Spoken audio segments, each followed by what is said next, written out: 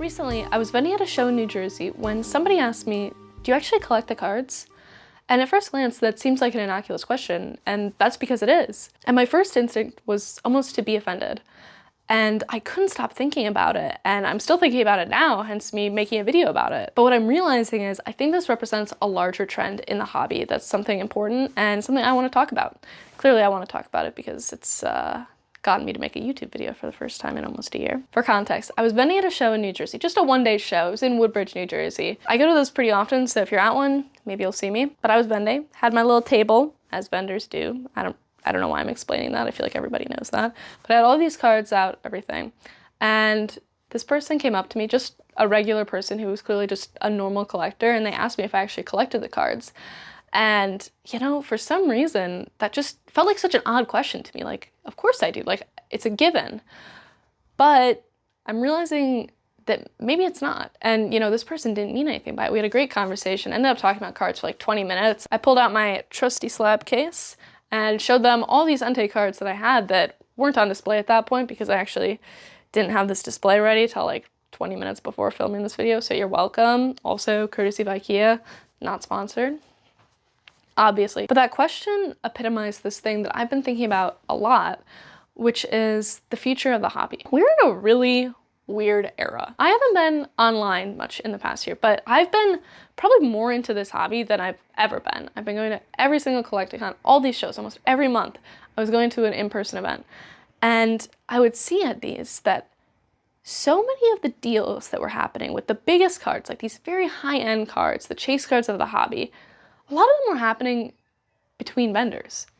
It wasn't even necessarily real, I don't want to say real in that these aren't real buyers, but collectors, people who aren't buying these to sell and make a profit. Those weren't the majority of the deals I was seeing.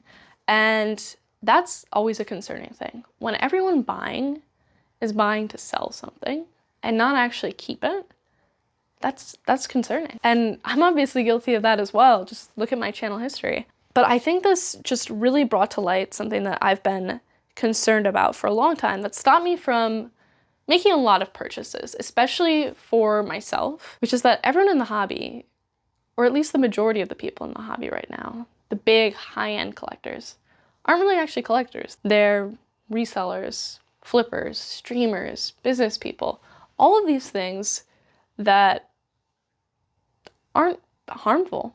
There's nothing wrong with being any of those things, but it's about the ratio, right? I realize when I think about it, I know a lot of people who don't really have a personal collection. They just say their inventory is their collection, which is valid, and I get that. But I feel like you can still tell the people who view it purely from a business perspective, which is, again, totally valid. I'm obviously coming from a different perspective because I don't rely on this as a primary source of income. This is just a hobby. So the question is it bad that there are so many people like this in the hobby? Because we've already seen so many people start to exit the hobby as it becomes less exciting, less crazy, which honestly, like, I feel like I can finally breathe. Like, things have finally started to calm down and finally are getting quiet, which is so nice. It makes me really happy because there's just so many exciting things you can do. I'm going on so many tangents, but like, I can finally get some cards for myself. Like 2021, 2022, they were boring. Like, I wasn't that excited, not because the hobby wasn't exciting, but the things that I thought made sense in that moment. Because there are things that will make sense in certain moments and they won't in others. For example, 2021, 2022, it made so much sense to me to be buying modern sealed product like Fusion Strike, like Chilling Reign. Those were the things that I would talk about all the time. And that's because back then, like, you know, everyone was all about vintage. Not everyone, but a lot of people. Vintage was king. And especially graded slabs, you know, the prices that some of these cards hit were just insane. And finally, those cards have come down and I can see myself buying those cards again. And I have, and it's actually really embarrassing, but I actually accidentally stepped on a PSA 10 Celebi from Neo Revelation. But now that card is like lore, so I have to keep it forever. I don't know why, but that's like how my brain works. I have to keep this cracked slab forever. But I can finally enjoy collecting again because things are, don't feel so expensive. I can finally get these cards that I wanted. You can see I have a lot of cards that I did not have a year ago. And the things I have and the things I'm prioritizing now are a little bit different, and there's so many things I just want to talk about with you guys. It's got to the point where if I don't speak, I feel like I'm gonna explode because I just have so many things I want to say and so many videos I want to make. And I know this is a really weird video and we're getting kind of philosophical and nothing is like concrete, but I did also recently start writing for, well, somewhat recently. I did start writing for TCG Player, so you guys can, view a lot more of my traditional type of content on there as well.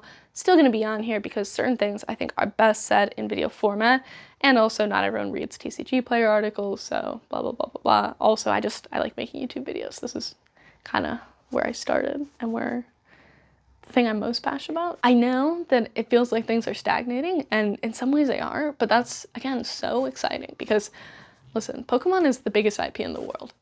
That's not gonna change within the next 5 to 10 years, most likely. So I'm not too worried about, my collection and things like that. But we can have a lot more fun right now. And that is what is making me want to talk again. We can have a lot of fun right now. And there is still that fear about what happens when all these people leave, or if it's no longer profitable, what happens then? And I'm not sure what the risk is there, but these things always come in waves. This isn't the first time this sort of thing has happened with Pokemon cards. And I'm still gonna be hanging around. If I haven't, given up on this hobby after 23 years of basically being into it continuously, probably not going to. So then the question comes, how many true collectors are there out there? And this could be a whole video in and of itself, but then I asked myself, am I a true collector? Obviously, I own a lot of things that aren't for pure collecting purposes, but I definitely own things that are. One example is this generation's ETB. People ask me all the time if it's for sale, and I always tell them no. I think that's one of the signs that something is truly a part of your collection, is if somebody asks to buy it, you'd still say no. But also, this isn't an entirely, pure of heart thing. That sounds really weird. That phrasing is weird. But what I mean is, I didn't just make this display to be the most enjoyable for me. If I were, wouldn't I be putting my favorite card on display up here? These cards are cool. Don't get me wrong, I love them. But my favorite card is actually this Entei down here, which is kind of hidden. Why is that not up front and center? Well, it's because it's not as valuable, We like to show off the things we have that are valuable. Because a trading card game is inherently a social, communal activity, and I feed off of everybody thinking I'm super cool. Yes, I know, I am so cool because I have Entei cards. I know, I know. It's really the coolest thing ever. And if this sounds confusing, that's because I feel like it is. For example, what is your favorite card that you own, or your favorite product that you own? Favorite sealed item? You're probably gonna say one of the things that's one of the most expensive things you own. Maybe not the most expensive, but it's probably gonna be up there for most of the people watching this. And it's really easy to get the two confused because, yeah, we assign value to it based off of that. So one question that was always in the back of my mind is, what does it mean to be a true collector? Does it mean loving something even if it goes to zero? This is something that's talked about so often. And a question that I would kind of push off for a long time, because in the back of my head, it's kind of a scary question, because I think I subconsciously thought the answer was yes. But what I'm realizing is that it's actually a lot more nuanced than that. Because, again, this is not a cheap hobby.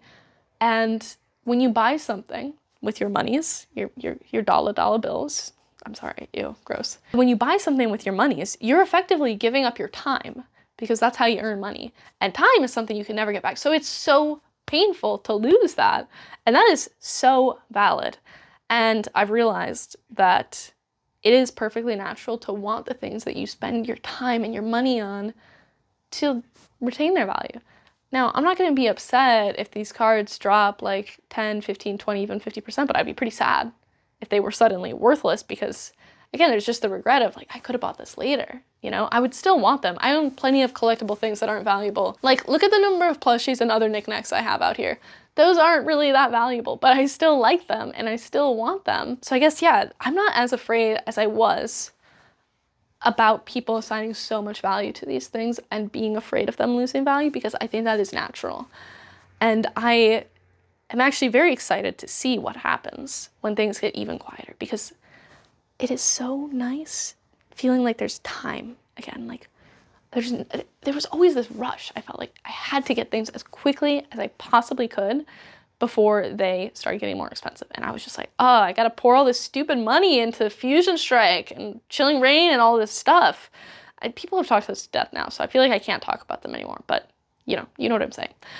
But now there's so many things that are not gonna appreciate anytime soon. But they're things that I do love and I do believe will do well in the long run and that I can enjoy. I feel like the things that I think will do well and the things that I love have finally started to converge into being one thing, which it hasn't been in the past few years. And that is so exciting. And there's so much I want to share with you guys and so many things I feel like I can do now. For example, like a month ago, I did a Dark Explorers charity box break on Whatnot. Yes, I know I'm a sellout, but actually it was probably a really poor financial decision because I gave away all the revenue from that stream and it was like $5,000. So not cheap. I still obviously had to acquire the box myself. It felt so good to be able to do something that was giving back and something that's just so different and way more positive than a lot of the content that I feel like I've been absorbing. Because that Dark Explorers Entei, being able to open that, it's literally a dream of mine to be able to open that card again. But being able to do it and also, you know, do something good at the same time is way more valuable to me than pulling any card or, you know, selling any box. I know this video is really weird and kind of philosophical, but if you couldn't tell, I'm kind of going through like an existential phase right now. I obviously look really different because yes, this is a new sweater. I know, thank you for noticing, I appreciate it. Yeah, I'm just in this weird phase where I might make more videos like this where I'm just kind of rambling about things, but I'm obviously gonna also make the things that people know me for. There's so many things I want to say, so many things, so many about modern, vintage, all of these things. I have so many opinions right now, like my friends know because I won't ever shut up. I'm really excited again. It's finally quiet enough that I feel like I can speak about all these things without a million other things drowning them out. And that we can finally take the time to sit down, talk about the things that are really exciting and just different and weird. So yeah, so thank you all for sticking around and hopefully I'll see you again soon. Yeah, I'm excited.